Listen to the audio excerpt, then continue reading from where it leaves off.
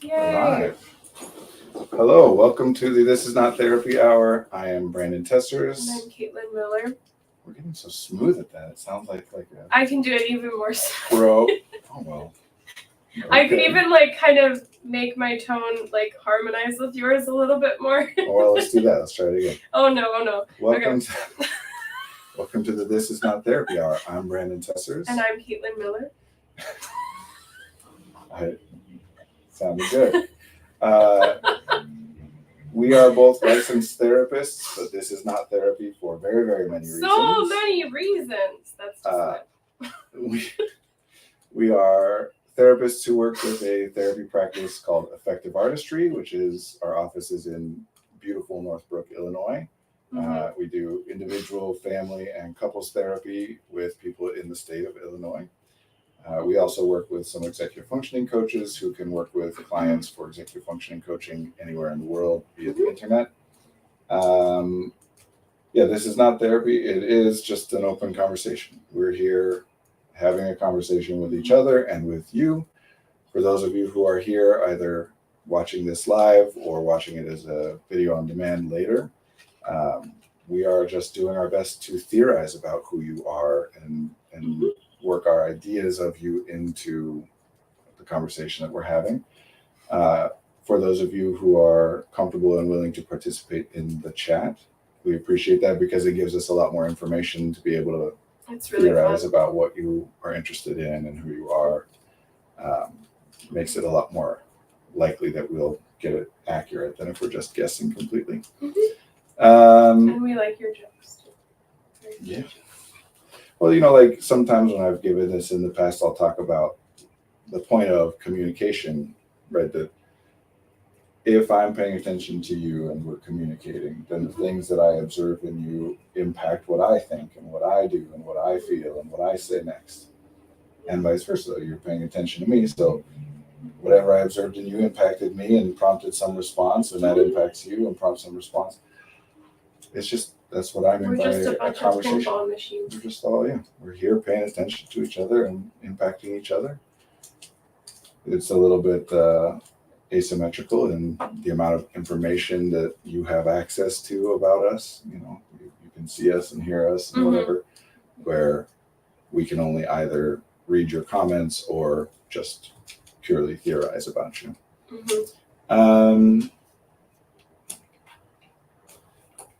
This is available on YouTube after the fact. One of the reasons that it's not therapy is that it is public, like we're talking about, including that if you put things in the chat, it will be listed under the name of the account that you are using. If you're on Facebook, it's your Facebook account. If you're on YouTube, it's your YouTube account. And if it's on Twitch, it's your Twitch account. So keep that in mind. We also are trying to keep it up on Twitch, and then does Facebook save copies? I have no idea. I don't really look into it. Definitely on YouTube. I know YouTube does. Yeah, I've seen them all. I'm not sure about the others. Anyway, good to be here. How are you? I feel much better after 5 minutes of being on the street. It's great. Well, it feels good. Good. Were you not good before, or you were good before but now even better? I would say stuck in thoughts. So I don't know, kind of the looping stuff we talk about a little bit. Unpleasant then, not good. A little unpleasant. Cool. Well, I'm glad things are. I also took a forest walk yesterday, which was so nice. So I'm kind of still thriving off of all the trees. And there's a very green tree right outside of our office. And I love it so much. Yeah, it's a lot nicer than when it's bare, although it's better when it's bare than to not have it at all. Yes. How are you, Brandon Tessers? I'm good. I had a very busy weekend and a tiring weekend, but a fun one. Oh, nice. Oh, yeah. I don't know. I love the sunlight. You're a sun person. For sure. More than temperature, sunlight is a big deal for me. But certainly I prefer warm and sunny rather than cold and sunny. I think I'm a cold and cloudy. I know everyone. A lot of times with rain too. I know everyone is different, but I have a hard time understanding why someone would prefer cold and cloudy. It's so foreign to me. Anyway. What's on your mind, Brandon Bridge Tussers? Well, before this, I was writing, and as I cool. usually do when I start writing a morning message, I just kept writing for hours and hours. Nice. Morning message. I try to do this thing that a friend of mine who's been on the stream a bunch in the past, Mike Wang, who's head of school at a couple different Fusion Academies. Fusion's Academy? No. Fusion Academies. Academy is the name. Sorry, I distracted myself because They're both nouns, right? Yeah, I knew that it was Fusion Academies. I just, in my mind, it was a funny joke to like pretend. Okay, I was like, it is rare that Brandon does this. So this makes sense that it was a joke. Just have a weird sense of humor. Anyway, it actually is funny. He recommended to me this thing that he does that he calls morning messages, where every morning he sends a brief message to his staff, and it's like, it includes the logistics of what's upcoming or whatever, but also like a brief, like, here's a link to an interesting thing I found or a quick thought on something. And I've tried to do it, and I have such a hard time doing it because I try and put like a quick little thought, and then I'm like, well, I got to explain that. Well, I got to explain that term then. Well, I got to, like. You're not a short, communication person. I like brisk weather with some clouds to diffuse the light, but it just kind of makes the colors brighter. Petrichor heals my soul. What is petrichor again? I believe it means the smell of. Oh yes, the smell after rain. Yeah, earth after rain. Oh my gosh. The earth after rain. So many good vibes. Tell me if I'm Bast wrong, and cider, not bastion. Bast and. Anyway, what I was writing about today was validating versus agreeing, and started getting into like feelings versus thoughts and things like that. So that's you got it. What was on my mind. I can read that. Cool. See, there's an interesting word though to me, because Petra means like multi-head. Petra? No, stone. In Greek, like petrified. And ichor, I believe, means something like like ink or like a really ooze or slime or something like that. Well, if it's slime, there's some water. But it refers to the smell, though. Anyway. Wet rock. That's why. That would be fun. Not wet rock. Ichor is like. Slimy rock? I guess. But I would interpret that to like. I kind of want to look it up. With the etymology, I would think of it as like the slime that comes from rocks. You know what I mean? Like ichor is like a thing that comes off of something. Oh, but that would make sense if it's a smell. It like oozes, and you're like. Smell. It's a substance. Anyway, I kind of wonder if it's a more like modern word that people put together. It kind of feels like a modern word. Anyway. Petra is relating to rocks. It doesn't say ichor. Well, maybe ichor is not related to the word ichor. Maybe it's just a modification of Petra.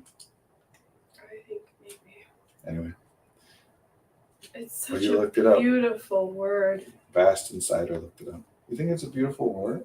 Yeah. I think it's a beautiful smell, but the word is ugly. Petrichor. It sounds so dramatic. The earthy scent produced when rain falls on dry soil. Oh. From rock and ichor, the ethereal fluid that is the blood of the gods in Greek mythology. Yeah, so ichor is okay. The blood of the gods oozes from the earth. That's what I'm saying. It's describing You'd a smell that, with a word that refers to a substance as opposed to the smell. Anyway, it is a cool word. There's lots of fun words out there. But yeah, that's what I was thinking about and writing about before this was thoughts versus feelings, validation versus agreement. I've been doing a lot of stuff with clients about validating versus agreeing, and I think it helps me. Yeah. I think I think this is one of those realms where a particular word gets used to mean multiple different things, and it gets used in both ways commonly enough that the two things get conflated with Mhm. one another. You helped me with that last week about leadership. I was like, Oh, whoa. sure.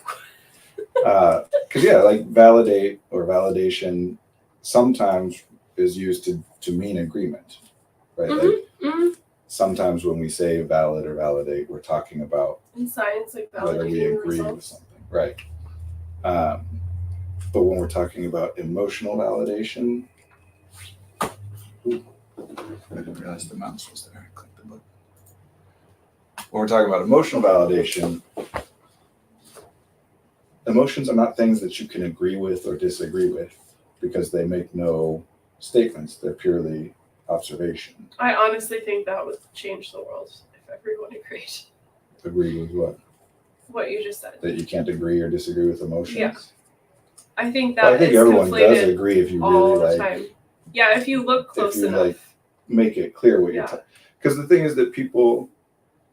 So there's a very famous, so famous that it's like a joke, not a joke, but it gets used in jokes. Couples counseling approach, and I'm blanking on the name right now, but one of the like big components early on is focusing on I feel statements, Mhm. getting people away from like directive and blaming language and into I feel. Mhm. What is it called? Do you remember? Gottman communication. No, it's not. It's not Gottman. It's the other something Gottman first. and this other one are like the two biggest. Anyway, whatever. I think it starts with an I, but whatever.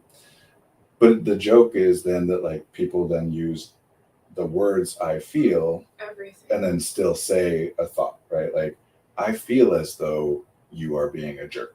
Like that's still not a feeling, that's a thought.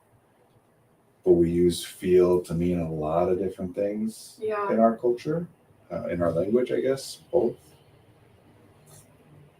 How do we really even separate the two things? It's been fascinating recently with clients to kind of talk about the intersection of all of the clinical and pathological words with what people actually say to each other, and then getting down to it. And it's something like, you hurt my feelings, but it's like, I can't think of an example, but like all of these buzzwords, psychology things, like I feel as though you intentionally did this after I feel that you did this, which is because of your blah, blah, blah. I mean, I don't know.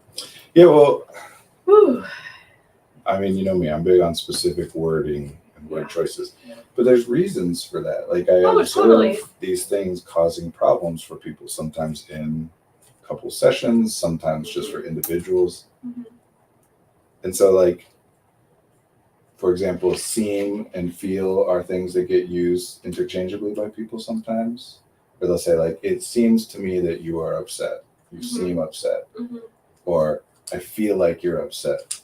And in that case, they mean the same thing either way.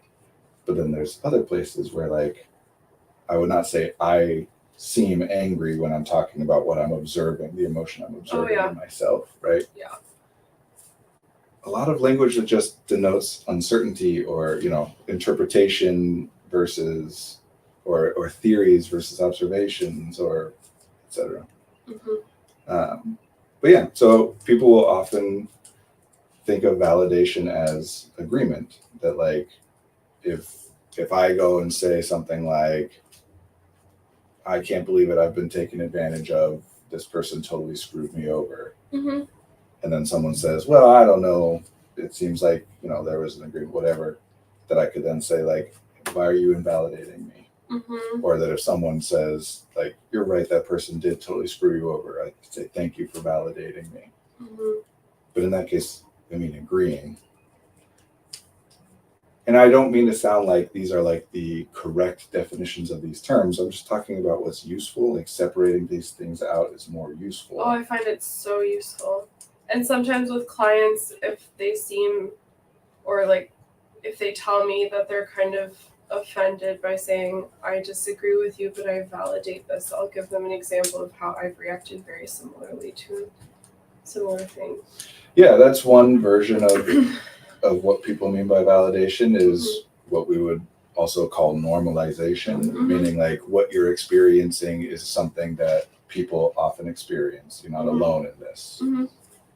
Although the danger with normalization is that it often unintentionally is also minimization, meaning that sometimes when we're saying like, yes, other people also experience this, you're not alone, sometimes we are either without realizing it or it's being interpreted as we're also saying like, you shouldn't treat it like it's such a big deal, this happens to everybody. To normalize something without minimizing it can be tricky, which does definitely play into this validation thing, right? Like the initial point I was trying to write about is I think people are generally aware that if you just jump in and disagree with somebody without trying to understand them or whatever, that's very invalidating. It feels invalidating to a person. If I say like, oh, this is so hard, I'm not going to be able to do this, and you say, yes, you can. Yeah, I've already seen you do it, Brandon. Right, I disagree. that's invalidating. But the same is true with agreement where you don't understand or just demonstrate understanding, right? Like if I say this is so hard I can't do this, and you say you're right, you can't do it, like that's also very and if you said what is this, I wouldn't be able to answer. Well, is that what you're saying? Tell me more. Yes, yeah, effective. Because a lot of this gets into like seeming and stuff, right? Like it is possible that I do understand what you're feeling, but I haven't demonstrated it to you, and you would still feel invalidated because you don't have any reason to think that I do understand. Where if I took a moment to like say what I'm understanding, then you'd say, yes, you got it. And then you would feel validated. And that's not the only way to demonstrate that you understand someone's feeling, to just like say what you understand it to be. There's ways, the silly example I like to use is that if we're sitting at a dinner table and I say, hey, can you please pass me the salt? I don't need you to say, you're asking me to pass you the salt in order to like demonstrate that you heard and understood me. If you pass me the salt, I will understand that you demonstrate. Or if you just say like the salt's over there by you, like that still demonstrates to me that you heard and understood what I was asking, right? Oh, we have the same shirt. Cool. It is such a good shirt. That's great. This is real niche and esoteric, but it's like slightly problematic of a shirt these days. Oh, really? Not real. I mean, okay, it's from Critical Role, or at least the Critical Role like universe, that D&D live play show, and Critical Role is awesome. But specifically, it was the catchphrase used by a guy who was not part of Critical Role, but would run like an after. I don't know if you ever knew about like, after episodes of The Walking Dead, there would be another show called The Talking Dead where people just talked about what happened in that episode. That sounds brilliant. I would have loved that with like House of Cards back in the day. Yeah, it was a whole. I don't think there's as much of it these days, but I could be wrong about that. Ooh. I think it had a lot to do with like when people would be like live tweeting episodes of things, which doesn't seem to happen as much these days. Yeah, that's true. Yeah. So anyway, the Critical Role people had a similar show where after the show there'd be another show where someone was talking about what happened in that episode, and the person who hosted that show, that was his like sign off, and he was at the time in a relationship with one of the members of the main cast, and has since been established that he was a very abusive person and all kinds of stuff. But I still like the saying, and the shirt is a cool shirt. I feel like you would be a really good host of an after show to some niche. But what is niche anymore if it's so many people know it and it's so cool? I suppose that's a good, now that you're making me think of the word niche. I mean, because niche, I don't think has a connotation or like a denotation. It's not intended to make a statement about the number of people who are interested in the thing. But I think often it does have that connotation now. Yeah. I think it's more about like how narrow the scope of. So technically, it's about specificity, but not about the amount of people attracted to it based off of like the general population. Well, I don't know. I guess that's what I'm wondering. I think of it as being more about scope. Like that. That being very interested in like the NFL draft, like that's a very niche thing, even if there's millions and millions and millions of people who are interested in it. Oh yeah. Nietzsche. We could talk about Nietzsche.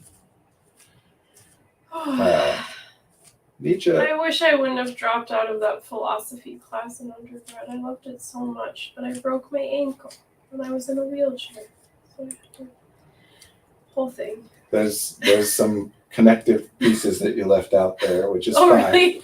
Well, why breaking your ankle means you had to drop out of a philosophy class? Oh, because I had to cut down the amount of stuff I was doing that semester, and that was my elective, and everything else was required for the opera degree. Yeah. But that there's some. I I would not like necessarily contribute, but I would love to learn and like go back and forth.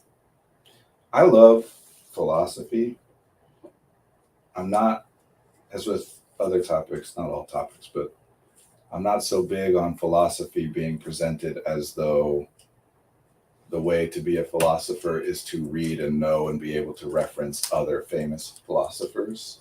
Oh yeah, that's a To me, huge thing. That's like gatekeepery, and if anything, puts constraints on people's thinking and leads to groupthink. Mm-hmm. Um, Yeah. being able to like reference other things is, I don't know. I'm just thinking about language today. So jargon is another one of those words that has jargon is a piece of language that is very specific to a particular trade or profession or whatever, right? That Mm-hmm. it's useful when you are a person who in your regular, like for us, for example, Mm-hmm. in our regular day to day, it's useful to be able to reference unconditional positive regard because it's a complex idea Mm-hmm. that if we didn't have some piece of language to sum it up, anytime we were trying to reference it, we'd have to have this big conversation about what we mean. Mm-hmm. So jargon is that kind of stuff where it's like very complex and specific ideas Mm-hmm. that we sum up in a simple like piece of language, right? Mm-hmm.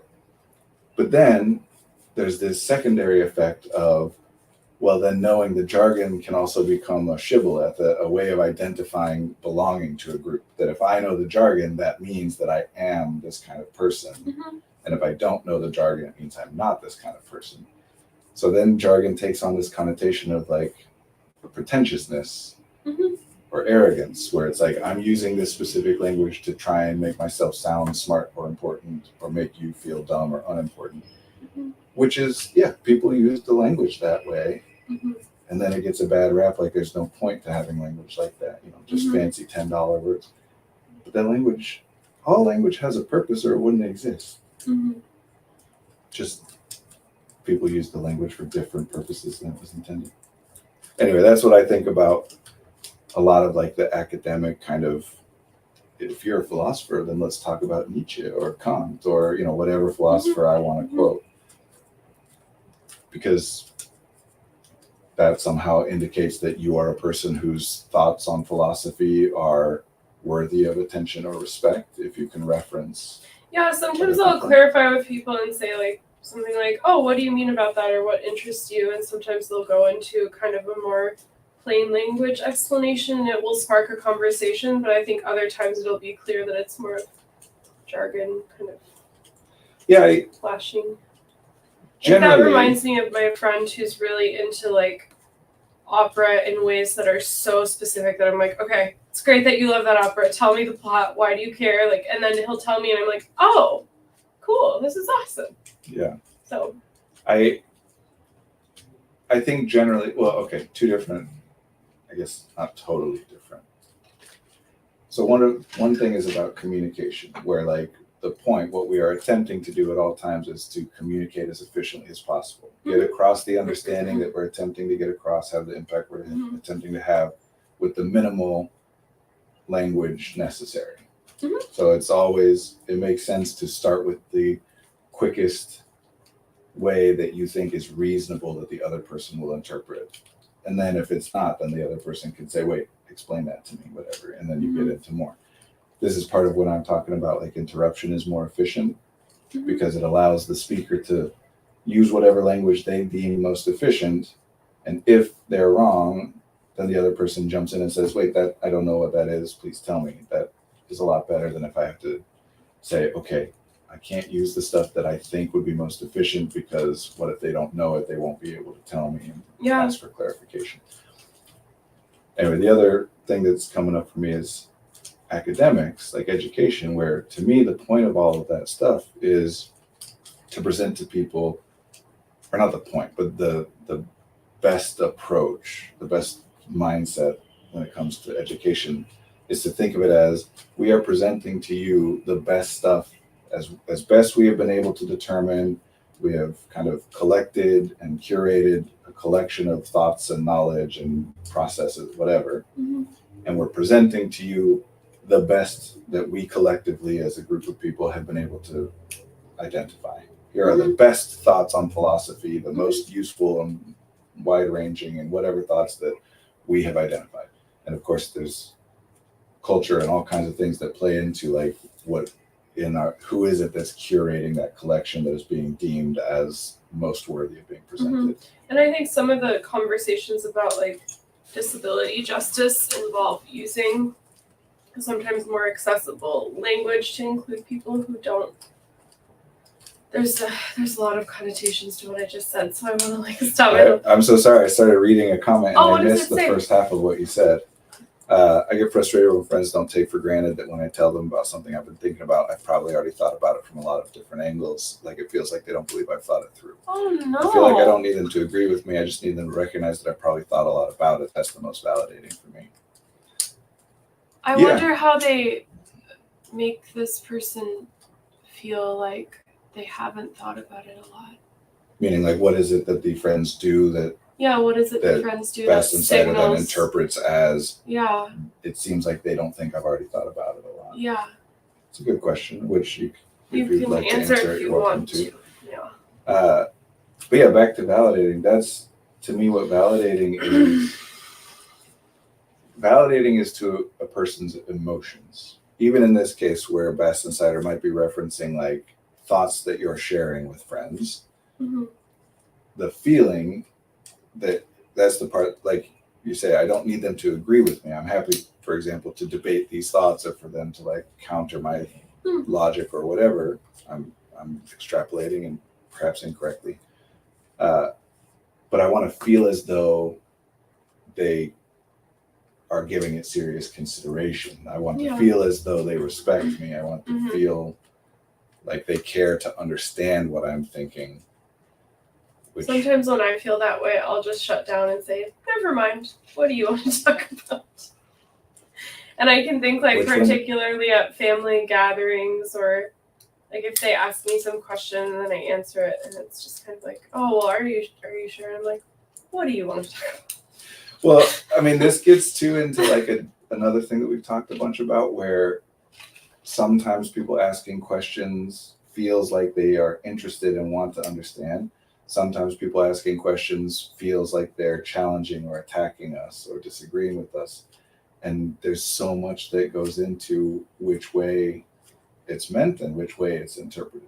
Oh, yeah. So like sometimes a person is like, really, even though blah, blah, blah is not an actual question of curiosity, it is like, I disagree with you and think you've made a mistake or whatever.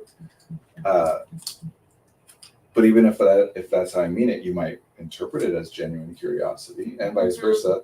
There could be times where I'm like, so what do you think about, or like, how did you come to the conclusion that whatever, and it can be interpreted as an attack when really I'm genuinely curious and want to know more. I've had times when someone was outright dismissive of something I had to say, and that's when I just drop it. Which, sometimes is.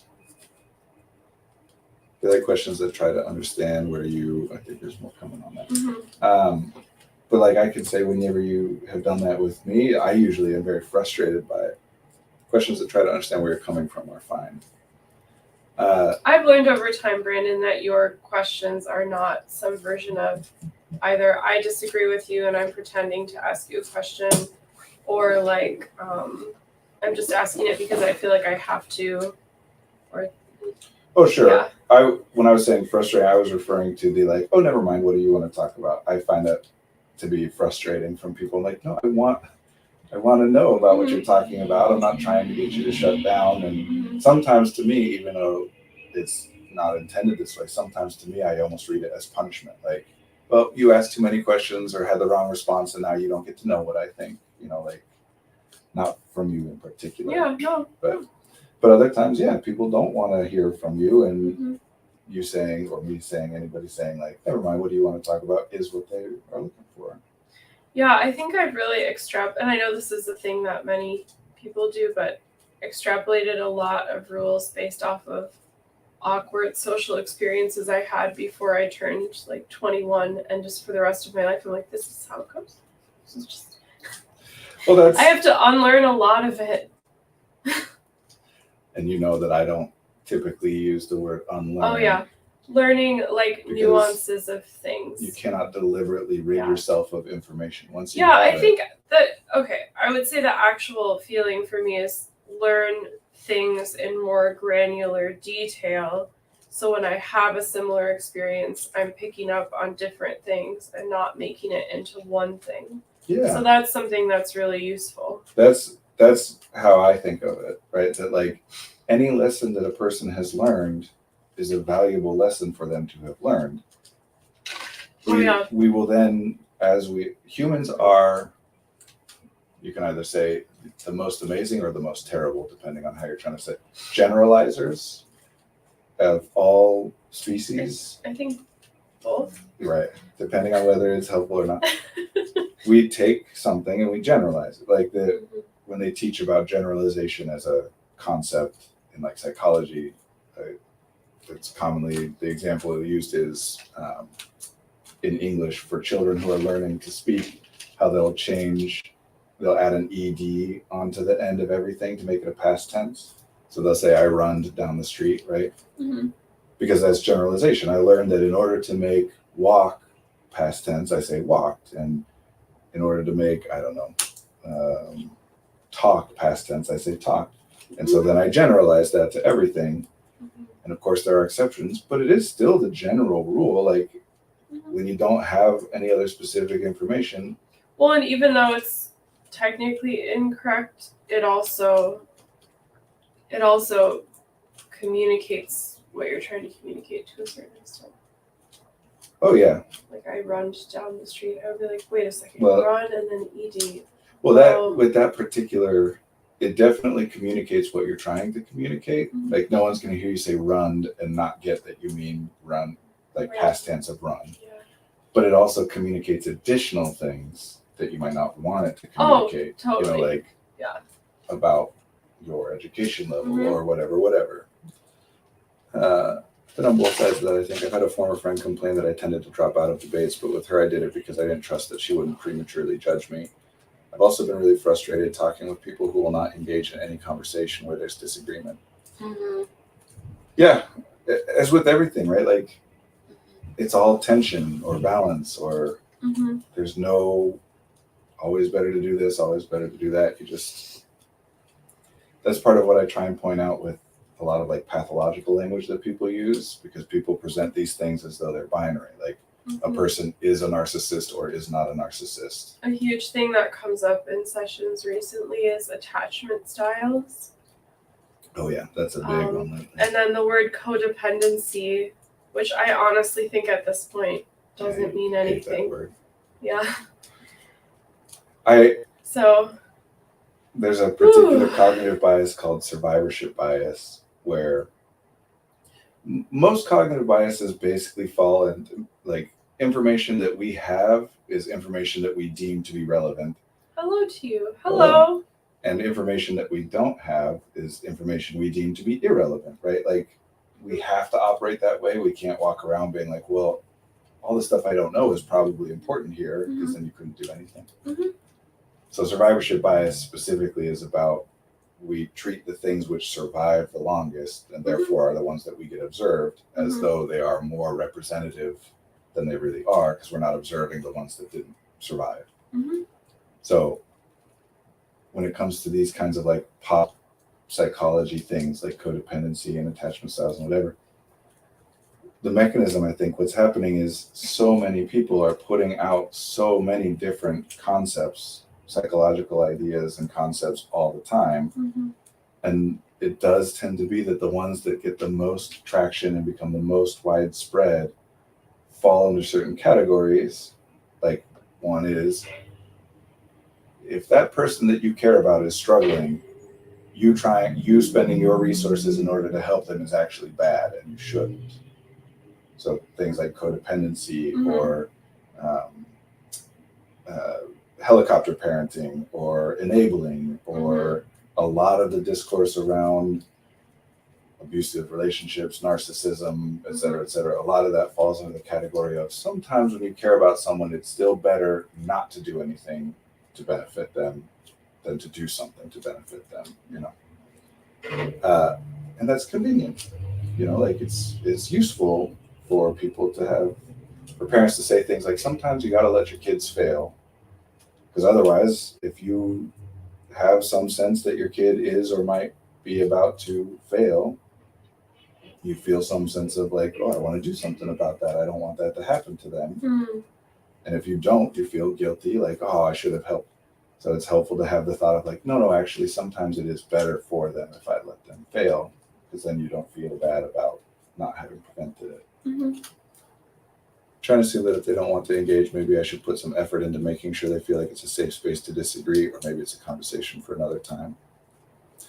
Sure. And I mean, of course, sometimes people just aren't interested in the topic and don't care to discuss it, and it can be read as being uncomfortable with debate or disagreement. Sometimes it is a matter of who else is there, or there's, even though they would in another circumstance be on board for it, right now they want to talk about something else, or but definitely there's a lot of times where people just don't feel safe. Is actually one of those words that causes problems. Safe in the sense that if they disagree with you, they are not confident that you will be able to, the two of you will be able to continue in your relationship without it being damaged in any way. Oh. Which I guess maybe it would be whatever, worth saying. Here to me is my, like what I was writing and what I'm thinking about validation. Validation to me is understanding and acceptance of a person's feelings. That I understand and accept your feelings. And then I break those things down into criteria.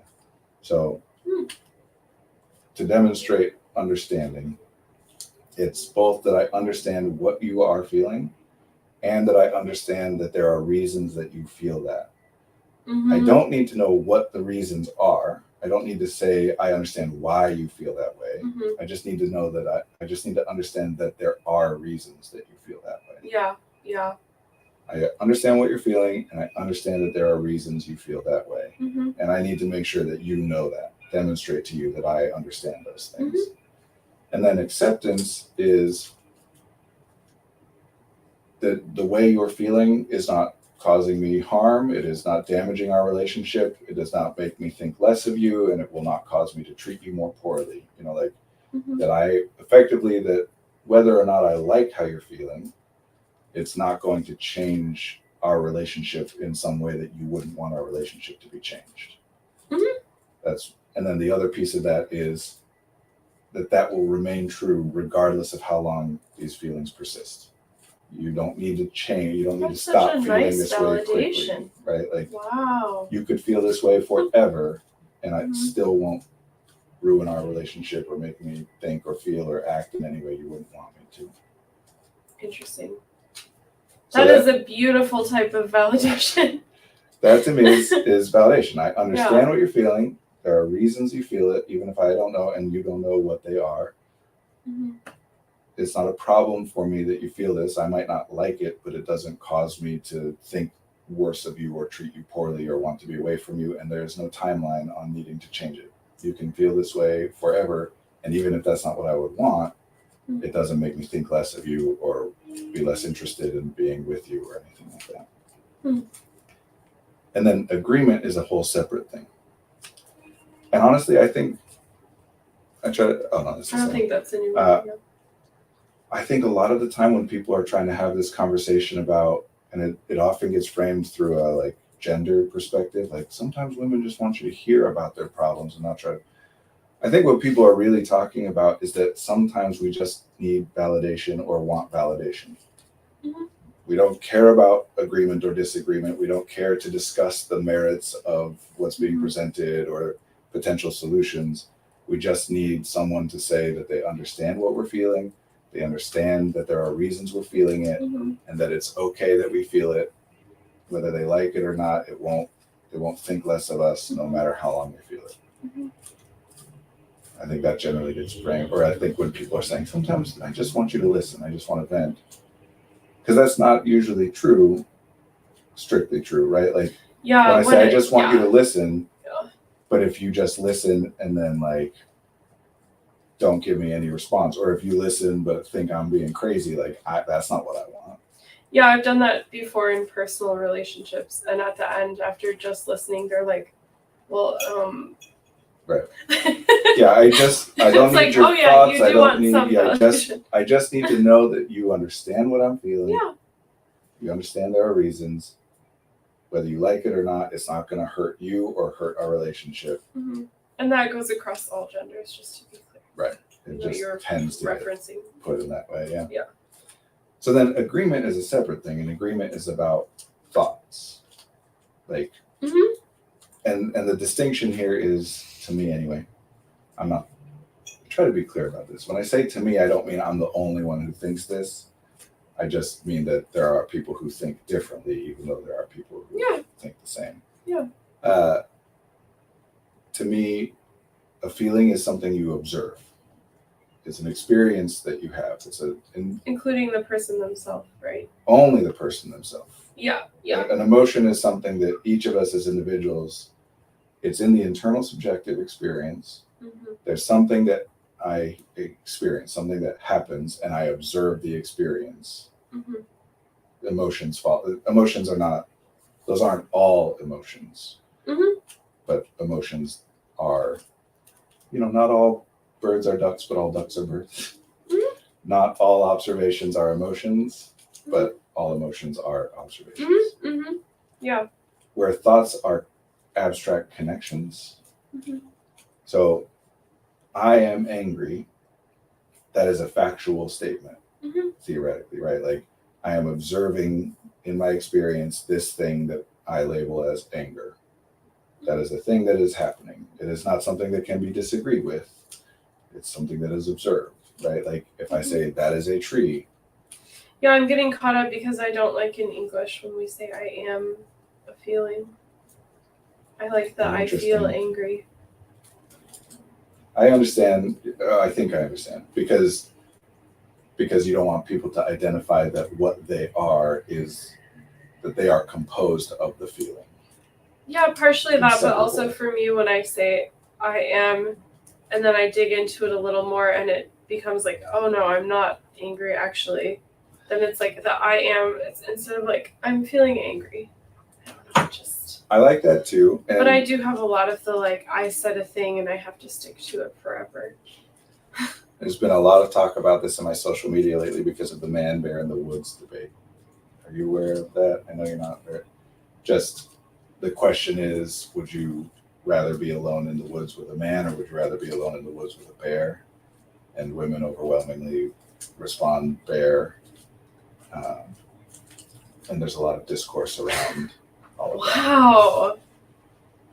Interesting. Dad Chats got very passionate about why people were disagreeing with opinions. You asked a question and they answered. You should listen to the answer, not argue with it. Well, certainly that's the point of a question like that, right? Like the whole point of that question is to get information about somebody else's experience. Yeah. And so then I have to say in my social media, I haven't really seen the examples of the people that are disagreeing with it so much as discussion of people who disagree with it that I know exists, but I haven't seen like. By disagree, do you mean people who choose man versus people who choose bear? Meaning primarily in this case, men who respond and say things like, well, that's silly. You should be more afraid of the bear than the man, or more like vaguely dismissive things that don't feel like, obviously that's pretty objectively dismissive to say that's silly, but things like, well, that would only, like it depends on, are we really considering like how well do you know how to be able to this and blah blah blah that. I have a friend's partner who does that all the time. Yeah. Oh. And it's so subtle, and they do it in such a like kind of calm voice that at first I don't catch it, and then I'm like, wait, whoa. Well, the problem with some of this stuff, and especially when it comes to like online discourse, Mm-hmm. is that sometimes what the person is saying is understandable, Mhm. even though it is also demonstrating that they missed the point that someone else was trying Well, and to to me make. that goes back to validating and agreeing. Like just start with validating, ideally, and then a disagreement. Yeah, well, and again, if, okay, I'm with you. Just so much of this depends on the context, right? Like, what are you trying to do? Because I don't care to validate everything that every person says. I don't Oh yeah, I need guess to. I would say in relationships that I would like to continue. Well, and that's kind of the key, right? Is do you want the person to feel heard and seen and validated? Mm-hmm. And if you care, including if you care to change their opinion, let's say you disagree and you want to get them, you're trying to convince them to agree with you, then it's still very important to validate them first. Oh, totally. Not just to like make them more receptive to your No, disagreement. it's good to believe it when you're. Well, to like understand their perspective, right? Like, yeah. if I think you're wrong, and I was writing this to our group of therapists, right? And part of the point I was making is also the internet probably isn't the best place to get into a no, you shouldn't feel that way debate. Well, that's the thing is if anybody's trying to talk about should or shouldn't, they're missing the point of anything. When I'm talking to the therapist, I'm trying to make the point of that, like, quite frequently, when a person is sharing their feelings or their thoughts with their therapist, they are sharing thoughts and or feelings that they themselves do not like, do not think Oh yeah. are, when it comes to thoughts, they might think they're inaccurate. When it comes to feelings, they might think that they're disproportionate or unreasonable. Mm-hmm. So they're not putting it out there for us to say like, oh yeah, you're totally right. Sometimes they are, but quite frequently they're putting things out that they want to stop thinking, want to stop feeling. Yeah. And so for us to then just jump in, that was my original point, right? Was jumping into disagree is invalidating, but jumping into agree is also invalidating. It's saying, I don't need to know more about what you're saying. I'm 100% on board with what you're already saying. And either way, it feels to the person like, so do you care about understanding my perspective? Like, even if what you're saying is an attempt to make me feel better, it still feels like you don't care to understand. You're just trying to make me feel better, which doesn't feel validating. But yeah, even it's not just about making people receptive to being disagreed with. It's also, hey, maybe I'm wrong. Like, and maybe if I understand your perspective better. Right now, are you the therapist or are you the client? I'm in any case. Oh, right? Okay. When we're talking about like validating before disagreeing, why it makes it more likely that you'll be able to convince somebody else of something in addition to other things. It's not just you're buttering them up so that they'll listen to you. It's if you're actually approaching it through the lens of like, I don't know why you feel this way. It doesn't make sense to me, but I assume that there are reasons that it makes sense, and I want to know more about that. And maybe in doing that, as I ask you questions and finally get to a place where I eventually understand, maybe I do change my mind. Maybe with the information you've shared, I understand and agree with you. If not, if I still disagree with you, even though I understand and you agree that I understand, well, then now I have a better sense of why you disagree, and I can address your specific things that are happening, right? Like, as opposed to some large, generic, or moralistic kind of argument, I can say, so like a common thing, right, is that a client will say something to the effect of, I have to go in a few minutes because I have to. Okay. Client will say something to the effect of like, I just feel like everybody would be better off without me. Nobody likes me. Oh, when they say that, it breaks my heart. Right. And obviously, I'm not going to agree with that statement. Yeah. But I'm not going to jump straight into like, no, that's not true, which would be dismissive and invalidating. Yeah. Instead, I'm going to say, well, not in every single context, but in many. Well, if it's something where, for me, with a client where we've already established, right? If you already understand, but even then, they're bringing it up with some desire for exploration, theoretically. But yeah, you say, okay, well, let's make it that seems unlikely to me, but I understand that Yeah. you're feeling that way. What is it that's happening that's making you think that? Like, what are you observing? What did somebody do? What's your experience? What is the thing you're observing that leads you to that conclusion? Yeah. And then I get all this information, and rather than just attacking the conclusion, whatever, instead I can say, well, that thing you presented to me doesn't sound blah, blah, blah, or here's an alternative interpretation of that thing that they, blah, blah, blah, whatever. Anyway, I know we need to get wrapping up. I just wanted to say that validating is about understanding and accepting what a person is experiencing. Mhm. Thoughts are not experiences. Mhm. We observe our thoughts.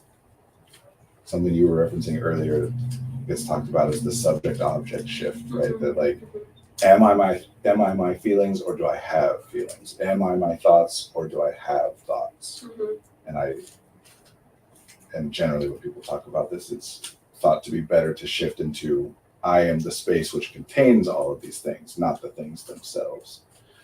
What's Anyway. your take, Brandon? I agree with that, right? That like we all have thoughts that do not represent what we believe to be true, Mhm. right? Like, so, and that thinking and feeling are both words that get used in, like, I think X, Y, Z can sometimes mean I had a thought that was the thought of X, Y, Z, even if I think I don't actually believe that, or after evaluating it, I think it's unlikely or whatever. But sometimes I think X, Y, Z means, to the best of my ability to determine, I believe X, Y, Z is true. Yeah, it's been really helpful to clarify that with people who identify with having intrusive thoughts. Is that That ego dystonic word is a great one there too. Oh, Ego yeah. dystonic, meaning a thought that you don't like. Mhm. We all have thoughts pop into our heads that we don't like and don't agree with. Oh my gosh, yes. Anyway, I understand I'm trying to be helpful and supportive with it. Oh, I hate it when people respond to a statement like that with "you're wrong, so many people love you" or something like that, especially when they're not super familiar with where they're coming from. I understand they're trying to be helpful and supportive, but it's so invalidating. Yeah, that's where we get into toxic positivity, right? Like, you know, like, I can't do this. Yes, you can. Or And be like, wait, do you even know what I'm talking about? Yeah, life is terrible, and you know, this thing that happened is awful, and whatever. You know, everything happens for a reason. It'll all work out. And sometimes you're right that yes, you can, but if you skip to that before knowing what they're even talking about and validating and exploring it, right. Yeah. That's the thing is, if I disagree with you, I still am going to assume that you have reasons to have come to the conclusion you've come to, and therefore, if I want to get you to come to the conclusion I've come to, I need to identify those reasons. Let's presume in this case that I am correct, that this is a disagreement regarding something that can be factually determined, right? Yeah. And that I am correct. In that case, to convince you, I got to figure out what are the things that happened, what are the reasons that led you to the incorrect conclusion, so I can address those specific things, as opposed to just trying to forcibly say, no, you're incorrect, everyone agrees with me, and whatever. Oh, definitely, yeah. I always hated when people, I was just about to say, oh, maybe that was the things work out for a reason or whatever. Oh, that's so funny. See, that actually... I'm going to run Wonderful Brandon. Oh, okay. Well, I'm going to go for a few more minutes, but you can head out. I'm not trying to... You're going to do a few more minutes? Well, I got it too also, but I transition straight from one thing to the other, and that's fine. Not everyone does that. I have back-to-back clients. Yeah, go ahead. Okay. This is really lovely. It was good to be with you. I like the jokes, and I like the comments. I'm gonna get my That's super validating to me. I've always hated people like, if I'm running when people cheer, you can do it, I believe in you, etc. Because my brain just goes, you don't know me. Oh, that's a great comment. Yeah, well, that's honestly a lot of this validating and disagreeing stuff, especially in the therapeutic realm, is we're talking a lot about the kinds of thoughts that we all have that we don't like or don't find to be valid or whatever, and we get stuck in these loops or back and forths or whatever. Like a common example is, I'm afraid that X will happen. I'm really afraid, or I'm really anxious or nervous about this thing. I don't think that will happen though, right? I don't think it's likely. And now I'm judging myself for, why am I so afraid of a thing that isn't even going to happen? And I'm still, like, it doesn't get better when I say, I don't think that's likely. I just become judgmental of myself for a different thing. Now I think I'm crazy for being afraid. we have thoughts for reasons. Fear in particular, the more afraid you are of something, the less likely it is that that thing will happen, which, the extent to which it becomes less likely correlates with the amount of influence you have over the thing, right? Like, I'm very afraid of falling off of a cliff. Well, if I'm very afraid of falling off a cliff, I won't go close enough to a cliff that I could fall off it. So, hey, problem solved. And then if I say, well, I'm so afraid of falling off of a cliff, even though I'm not going to fall off a cliff, sometimes the reason you're not going to fall off a cliff is because you're afraid of it and you're paying attention and doing what you're doing, right? There are other fears that we don't have a lot of ability. It's not a binary, it's a spectrum. But like, I'm very afraid that, I don't know, a meteorite will fall from the sky and hit me and kill me. Like, there's not too much I can do about that. So that fear doesn't do a lot for us. And that's where we get into talking about reasonability and rationality and utility and whatever, right? That being very afraid about something and that thing is something about which you can't do anything is not a helpful experience, because being afraid is an unpleasant experience. Fear is unpleasant to experience. If it's useful, great. Or think of pain, like literal physical pain, right? That physical pain is a useful sensation because it draws your attention to something that is deemed worthy of attention. But once you've identified what the thing is, you've already paid attention to it, you know what's happening, you're in the process of recovering, repairing, you're doing what needs to be done. At that point, the pain is not very useful, it's just unpleasant. I have a question, very weird one. Please go ahead. And also, though, I'm going to have to wrap up in just a minute here, but please put it out there and maybe it's something quick, or if not, we can come back to it next time. Anyway, running all over the place. Yeah, validating and agreeing are two different things. And sometimes we want to do one without the other. What to do when your profession area and hobby, happy places in the same field? Ooh, that's a great question. And I would love to talk about that. We do this, in case you haven't been here before, just I don't recognize your username, but we do this every Monday at the same time, 1 p.m. Central Time to 2 p.m. Central Time. Like, I feel confused. I don't have energy to practice my art because I work on the business side of art. That is a really great question. And I would love to, if you're able to come back next week or at some future week and discuss it more, that'd be great. But I will set the intention now to discuss this next Monday. Even if you're not able to join at the time, you'll be able to see the stream after the fact. If you can join, great, because then I can ask some questions and you can give some answers and more specific things to like guide the feedback and the conversation. If not, I'll do my best to address it more generally. Man, I don't want to talk about it a lot now, but I have to go, unfortunately. I'll say this, that I mentioned a lot today about feelings versus thoughts, and I was saying that feelings are observations. Thoughts are abstract connections. Meaning is a thing that exists only in human experience, right? Like, this means that, right? Like, dark clouds means that it's going to rain. Whenever we're connecting one thing to another thing, we're talking about thoughts, not feelings. I am angry. I'm just observing that I am angry, right? I'm angry because they took the last donut. Now that's a thought. I'm connecting my anger to it was caused by them taking the last donut.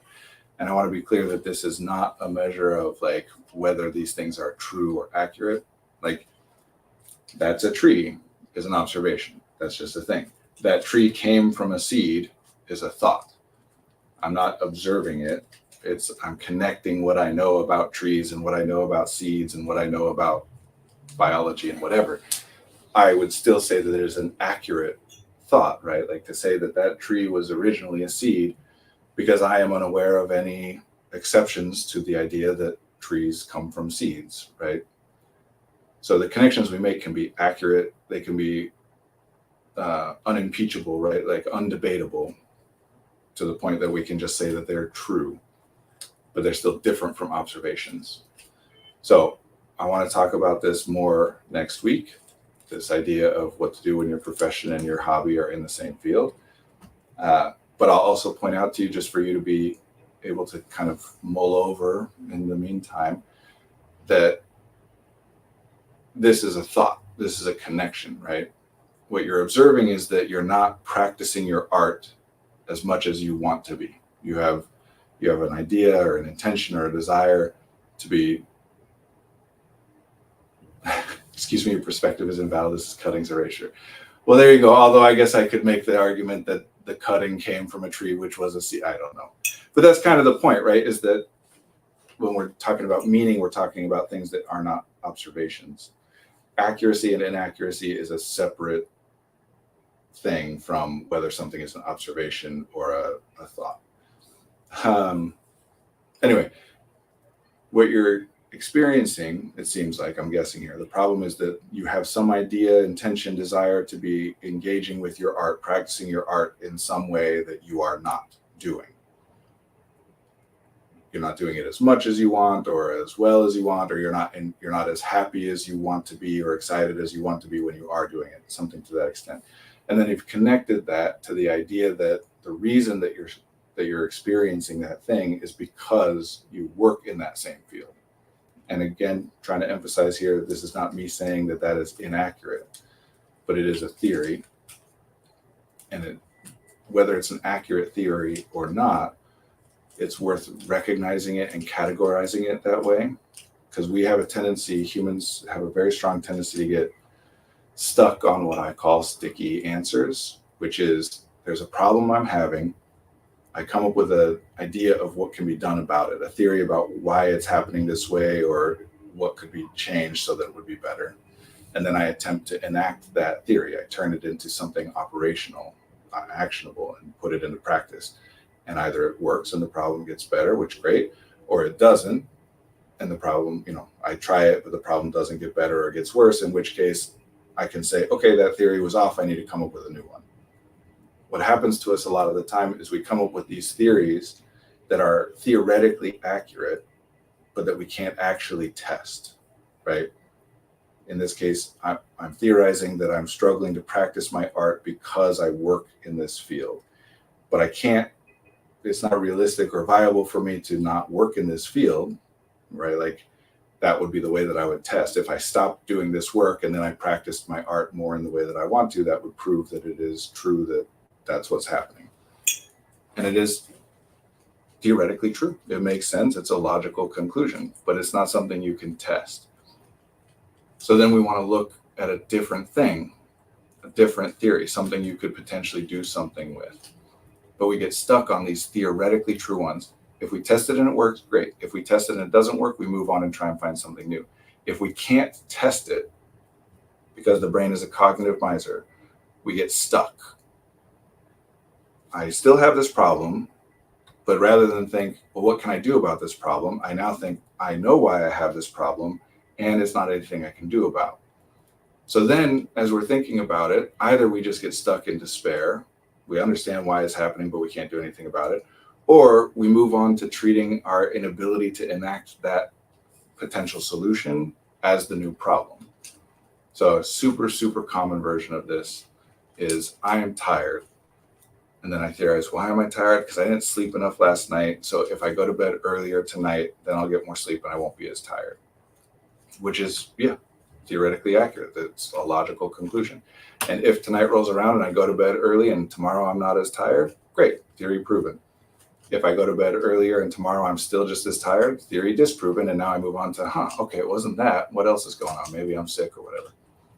But if for whatever reason I don't go to bed early tonight, then tomorrow when I wake up and I'm like, I'm tired, I don't do the same thing I did the day before. I don't say, I'm tired. Why am I tired? What can I do about it? Instead, I say, I'm tired because I didn't go to bed early last night.